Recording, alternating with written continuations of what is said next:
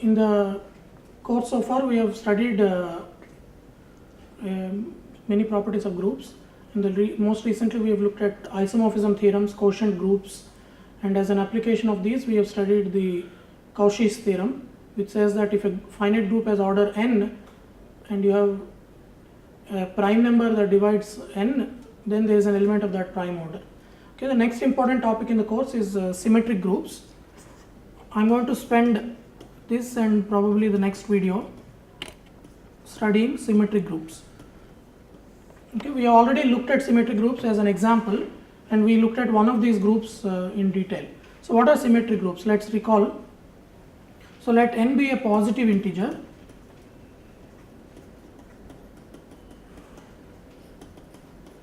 Okay, so let n be a positive integer, and we denote the symmetric group on n letters by Sn.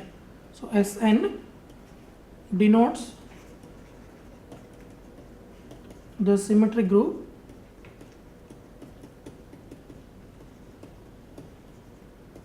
on n letters.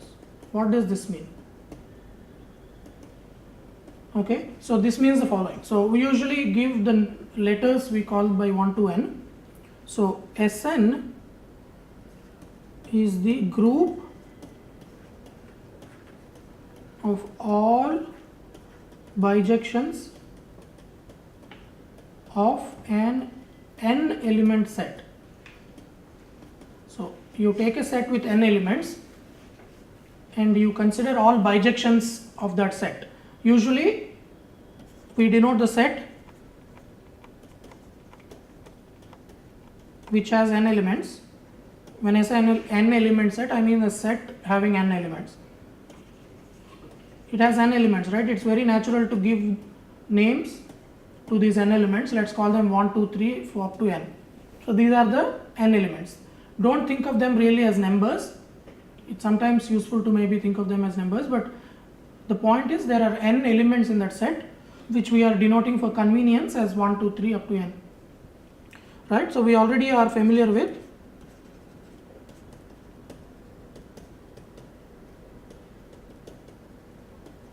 S3. This is one of the groups that we have been looking at in various situations, and we saw how many elements it has and so on. So for example, what is the order of S3? 6. And we have various ways of writing this. So I introduced in the very beginning one notation where I called the elements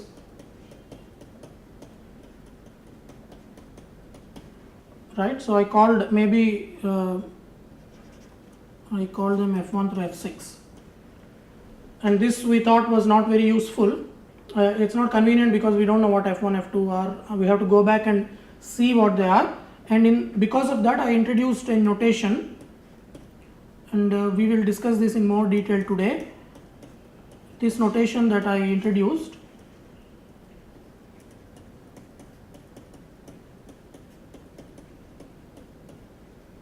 right. So I'm going to spend this video explaining how to understand Sn and what this notation is and what are its properties, and we will consider some basic properties of the symmetric group. So symmetric groups, remember, are just not one group, it's a class of groups.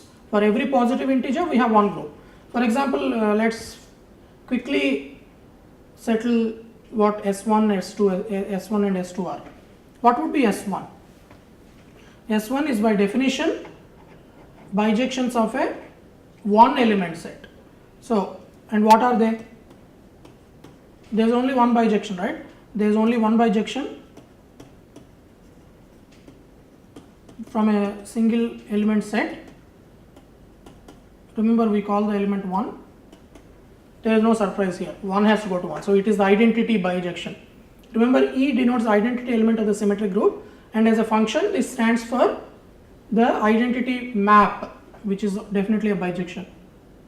And I should remark here, of course, that when I say group of all bijections, I mean under composition. Way back in one of the first videos, we saw that bijections under composition form a group. So the binary operation in this group is composition. Every bijection has an inverse. Identity bijection serves as the identity element, and composition of two bijections is a bijection. So this is a group under composition. So S1 is the trivial group, just containing one element. What about S2? So we have to look at bijections from 1 2 to 1 2. Right? So there is the identity bijection. So 1 goes to 1 and 2 goes to 2. This is there always. And we have another bijection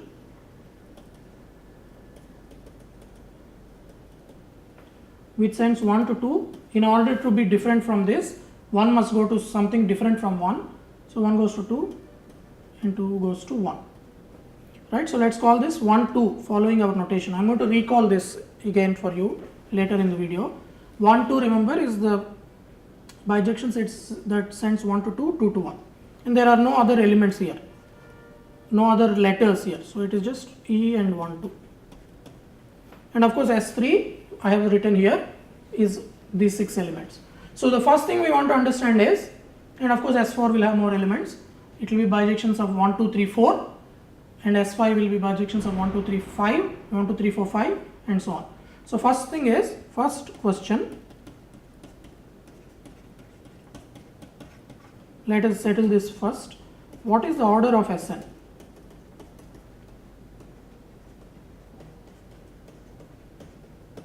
Okay, so here we are looking at bijection. So it's a simple set theoretic count. So Sn is all bijections from 1 2 up to n to itself. Right? So these are bijections. Let's think for a minute on how to construct a bijection. Bijection is a function, right? Bijection is a function which is 1 1 and on 2. So 1 has to go to something, 2 has to go to something. Similarly, 3 has to go to something. Finally, n has to go to something. First, let's see how many options there are for 1. There are n options. Right? Because 1 can go to 1, 2, 3 or n. It can go to any of the n letters. So there are n options. Now how many options are there for 2? Now for 2, remember, in order to be a bijection, 1 and 2 being distinct letters must map to distinct letters. So we have made a choice for 1 in the beginning. 2 cannot go to that. So if 1 goes to 2, 1 goes to 3 for example, 2 cannot go to 3. But 2 can go to anything else. So you remove wherever 1 has been sent, and 2 can go to any of the remaining ones. That means there are n minus 1 options on where n 2 can go. 3 now can go to any of the letters which are different from images of 1 and 2. So 3 has n minus 2 options, 4 has n minus 3 options, n, finally after you do all this, there is only one option for this. And this is the principle at work. If you remember how we worked out S3, S1, S2. Okay, so you can send 1. So 1, 2, 3 up to n is an arbitrary order. We fix them in some way. Which order is irrelevant. It's convenient to think of 1 as the first element, 2 as the second element, and so on. So 1 goes to any of the n options, 2 goes to any of the remaining n minus 1 options, 3 goes to any of the remaining n minus 2 options, n goes to, after having decided the images of 1, 2, 3 up to n minus 1, we have exhausted n minus 1 elements of the set 1, 2 up to n. So there is only one option left for n. Now how many there are total? So this is a principle in counting. If how many total number of bijections are there? So the total number of bijections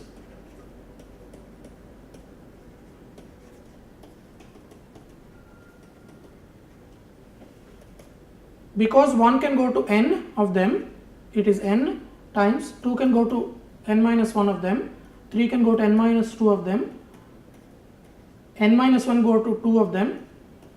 So this is the product. Okay, so n minus 1 times n minus n times n minus 1 times n minus 2 all the way up to 2 times 1, and we usually call this by n factorial, right? Read this as n factorial. So the total number of bijections is n factorial because where you send 1 is independent of where you send 2, apart from making sure that 2 has to go to something that is not already the image of 1. So once you keep that in mind, 2 can go to anything. So you can fix one of the options for 1 and you can construct a function. So now change the option for 1 and construct same number of functions and so on. So the total number of bijections is n factorial. Hence the order of Sn is n factorial. So this is the first important property of Sn. Sn is a group of order n factorial, and clearly check that this checks out in cases 1, 2 and 3. S1 should be 1 factorial, which is 1, and that's correct. S2 should be 2 factorial, which is 2, which is also correct. S3 order must be 3 factorial, which is 6, which is correct. So Sn is a group of order n factorial. Okay, so and the size is increasing, right? It gets very big very fast. For example, S4 has order 24, S5 has order 120, S6 has order 720, and so on, right? So these orders increase very fast because each time you are multiplying by n. Okay, so this is the size of the group. Now how do we express elements of Sn? So this is the next question. How do we express elements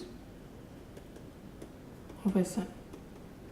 So there are several ways of expressing elements of Sn. We want to choose one which is most convenient in the sense that it is efficient, we don't need to write a lot of text, and it's easy to work with in terms of multiplication of elements, in terms of figuring out whether an element is in a subgroup, things like that. Okay, so how do we express elements? So I want to introduce to you, and this is actually introduced to you when we discussed S3 earlier, but I will do this again in more systematically. We use cycle notation.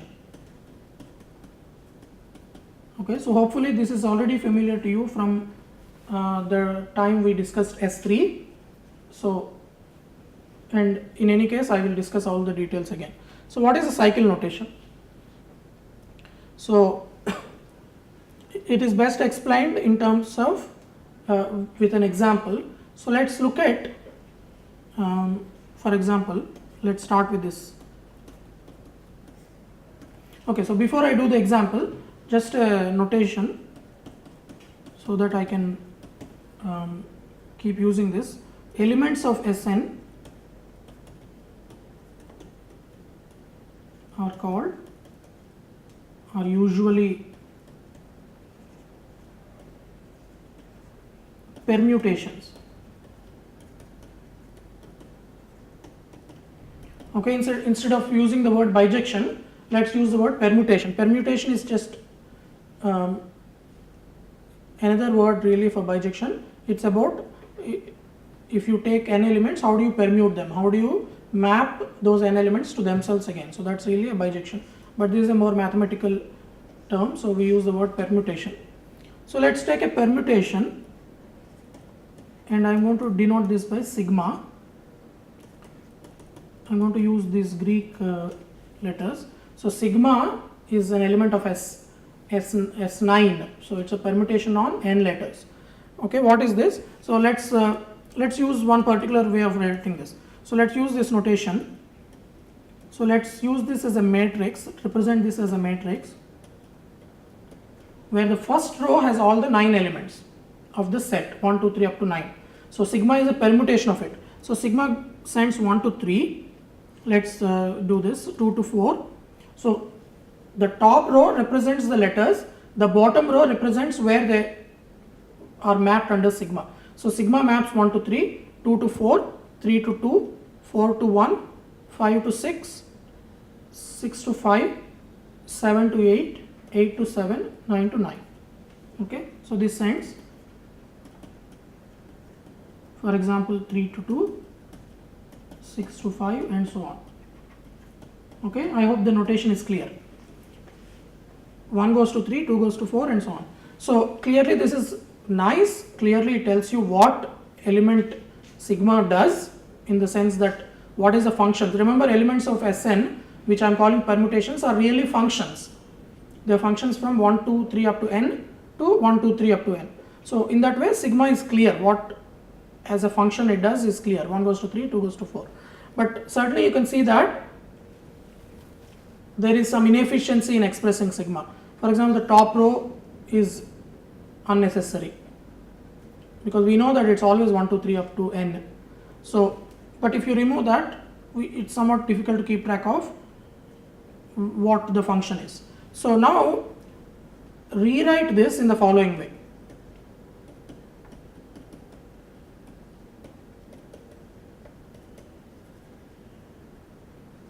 Rewrite sigma in the following way. So what is the way that we want to think of sigma? Is the following. So let's start with 1. Okay, so I can start with anything. Let's start with 1.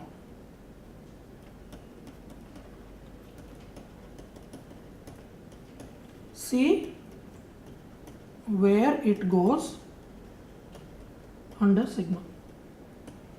Okay, so I'm starting with 1. See where it goes to 3, right? And see and repeat till, so let me write that first. Okay, so see where it goes under sigma. Put it next to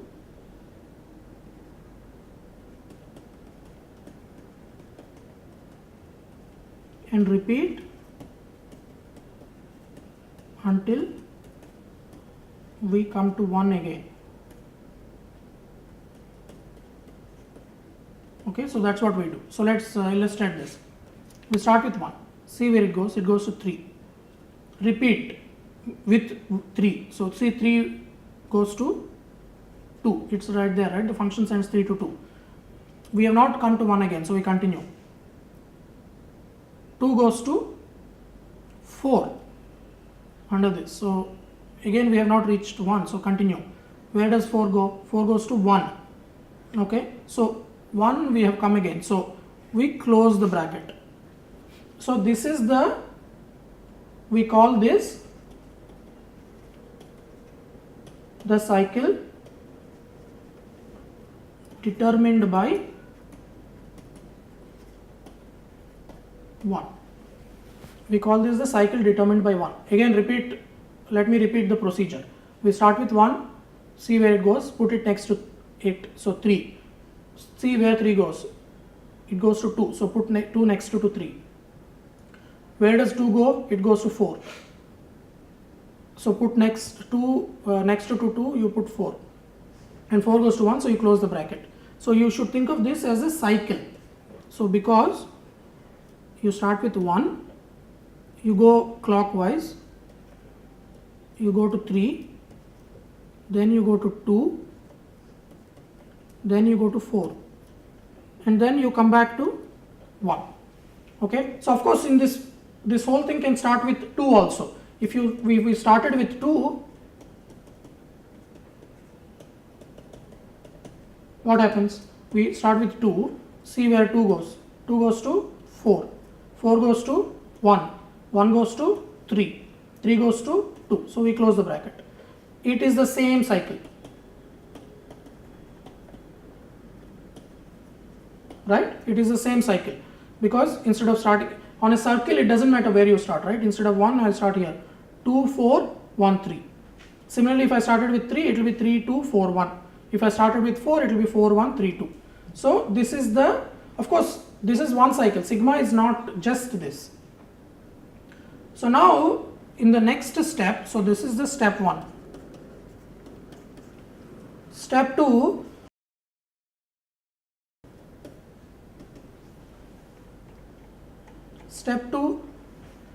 find an index if that is not contained in the cycle determined by 1. Find an index. So let's call 1, 2, 3 up to n indices. Okay, so the set is 1, 2, 3, n. Elements of it are called indices, and elements of the symmetric group are called permutations. So permutations permute indices. So find an index that's not contained in the cycle determined by 1. So 1, 3, 2, 4 are contained in the cycle. Let's pick 5. So choose 5. You can also choose 6 or you can also choose 7, it doesn't matter. So I'm just choosing 5. Now find the cycle determined by, right? So in general we have learned in the step 1 how to determine the how to find the cycle determined by an index. In this case, let's do it for 5. You put a bracket and start with 5. Under the function, where does 5 go? 5 goes to 6. Right? Now where does 6 go? 6 goes to 5. So I close the bracket. So I get 5, 6. So it is a cycle. 6, 5 goes to 6. And 6 goes to 5. So next you see what now happens. Find an index not contained in the cycles constructed so far. So remember, so far we have constructed 2 cycles, 1, 3, 2, 4 and 5, 6. So find an index that's not contained so far. So let's choose 7 and determine the cycle. Find the cycle determined by 7. It would be 7, and in the function, what is the image of 7? 7 goes to 8 and 8 goes to 7. So you take 7 goes to 8 and you close the bracket. Okay, so this is the third cycle, and last cycle will be find the cycle. So again it's the same idea now. Find an index not covered so far, which is only 9. 9 is the only index that's not covered so far, and the cycle determined by 9 would be, in the function 9 goes to 9. So you just use you have only 9 in the cycle, so you have a single element. So we say that we can write sigma equals 1, 3, 2, 4 was the first cycle, 5, 6 was the next cycle, 7, 8 is the third cycle, and 9 is the last cycle. We usually don't write a cycle if it has only one index.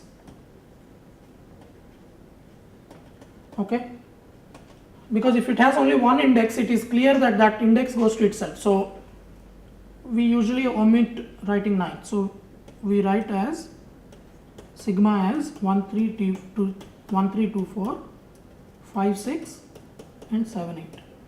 So the same function, the same permutation that we had here has this cycle decomposition. This is called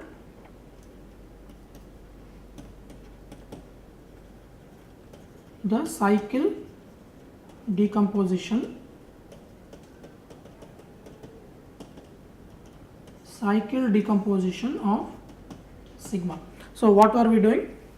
We are decomposing sigma as cycles. So a cycle, first of all, is an element which starts somewhere and ends with that. So 1 goes to 3 in this cycle, 3 goes to 2, 2 goes to 4. So cycles are permutations of the form.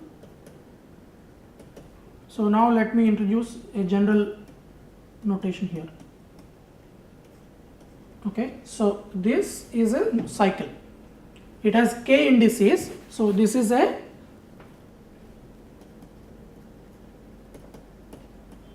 k cycle. So we call it a k cycle.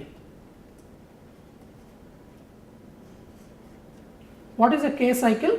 It is a cycle with k indices. What does this k cycle do?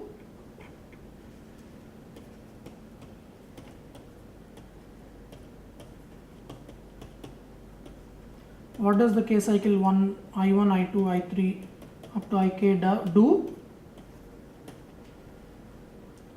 It sends I1 to I2, I2 to I3,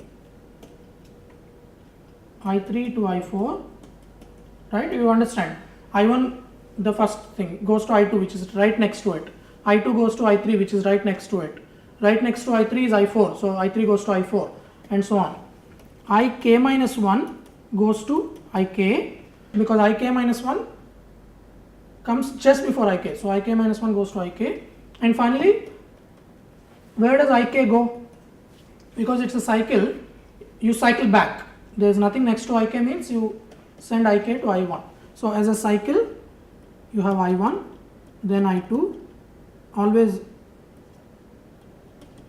clockwise, I4, I5, Ik minus 2, Ik minus 1, Ik.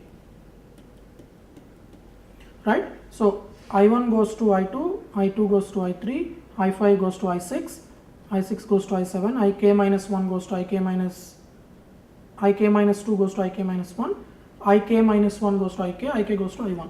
So this clearly says that this same cycle can be written as I2, I3, Ik minus 1, Ik, and I1. Right? So you can start with I2 and end with I1, and you can write them in any of these options. You can start with I3, you can choose any of the k indices as the starting points. But now the description of the cycle is not done. I have only told you what happens to these indices. Further, I need to tell you what happens to indices that are not in this set. If j is an index not contained in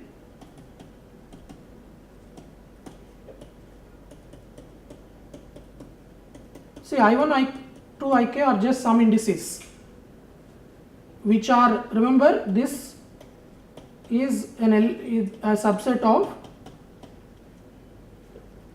so if Ij is an index not contained in this I1 through Ik, what does the cycle I1, I2, Ik sends?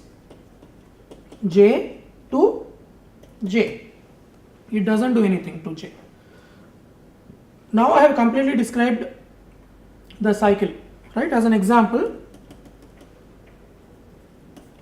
consider the cycle, let's say 1, 2, 3 in S6. What does it do? As a function,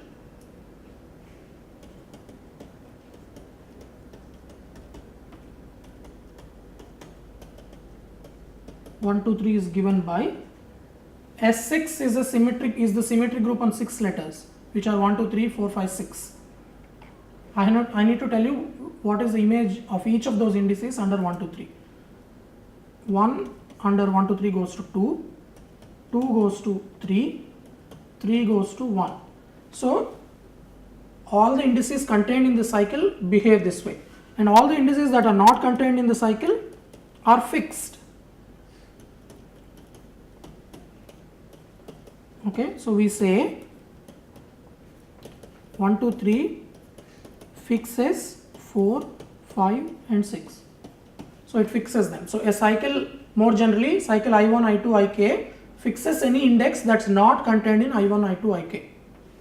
Okay, so now going back to the example that we worked out here,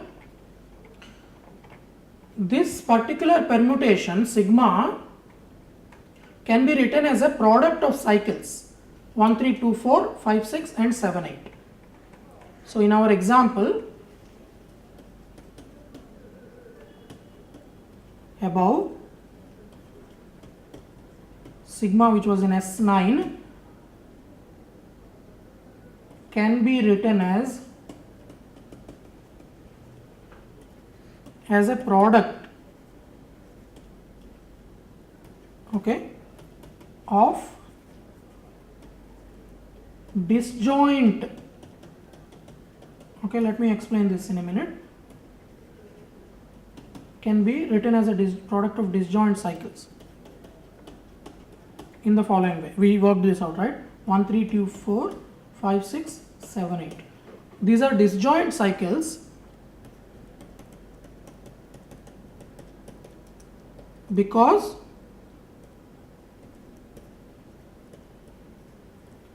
they have no common indices.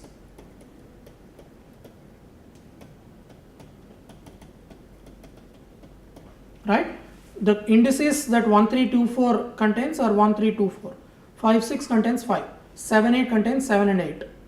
5, 6 contains 5 and 6. So there is no common index. So they are disjoint and they are cycles. So sigma can be written as a product of disjoint cycles.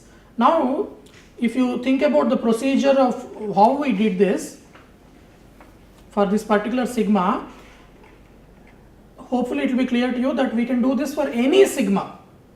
The same procedure,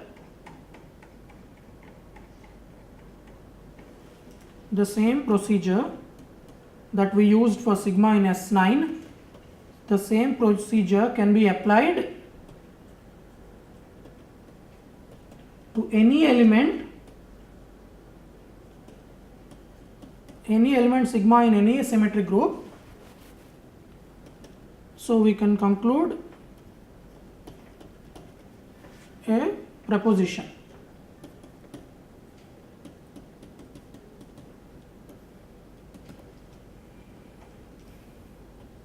Every element sigma in a symmetric group has a cycle, has a decomposition as a product of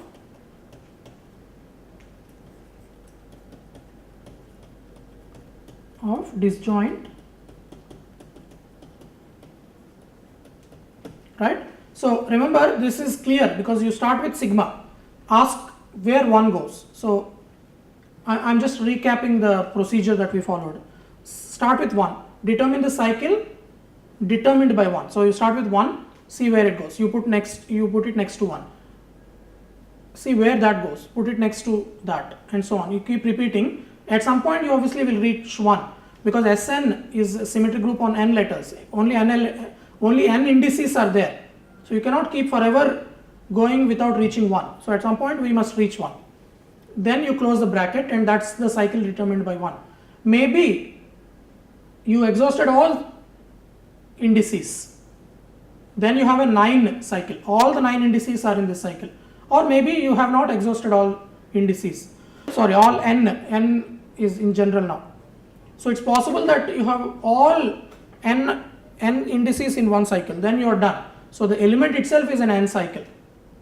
Otherwise there is an index that's not contained in the cycle determined by 1. Then you start with that and see the cycle determined by that, and you keep doing this. Because it's all on n letters, you must have at some point exhausted all the indices, so you're done. So every element of Sn has a decomposition as a product of disjoint cycles.